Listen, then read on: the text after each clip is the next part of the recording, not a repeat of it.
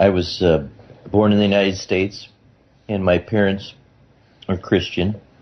I was raised in the Lutheran church, and we attended church every Sunday. They had a catechism and a confirmation in which they teach the basic beliefs of the church, and I was confirmed in the Lutheran church. And I went to college and got a degree in chemistry. And I think I was never really religious. In fact, I was more skeptical about what I was being told, although it seemed like there was something there that was true, but it was mixed with so much I couldn't determine what was true and what was false and what was being said. But I was very unimpressed with religious people in general.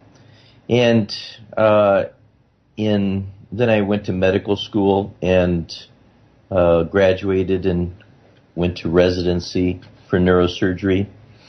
And I learned about Islam, which in the United States I'd never really heard anything about Islam and back in that time.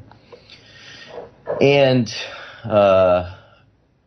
what I learned about Islam I believed was true, and I became a Muslim and married, and I've had 7 children, and wow, practiced neurosurgery. And I've always, I would think, I think you'd call it searching for the truth in everything, not just religion, trying to understand things and challenge things and refine what my knowledge of the truth is. And the Islam that I first belonged to was Sunni Islam. And then I similar to about Islam in general, and not having known anything about it growing up, I don't think I really even knew what Shia Islam or the Imams were. But when I learned, it was very obvious that was the truth. And so my journey continued, and probably 4 years ago or more, I made Hajj with my wife, and we were in Mecca, and I had a dream. We were in a hotel in which you could look right out and see the Kaaba, and I had 3 dreams in which I basically just closed my eyes and had a dream and opened them and told my wife and then closed my eyes. And one of them was I saw a building that was walls with no doors, and you could see through the walls. And inside it were 2 men that looked very similar, and they were kneeling on the ground, and one was teaching the other, and one was Imam Mahdi alayhi salam.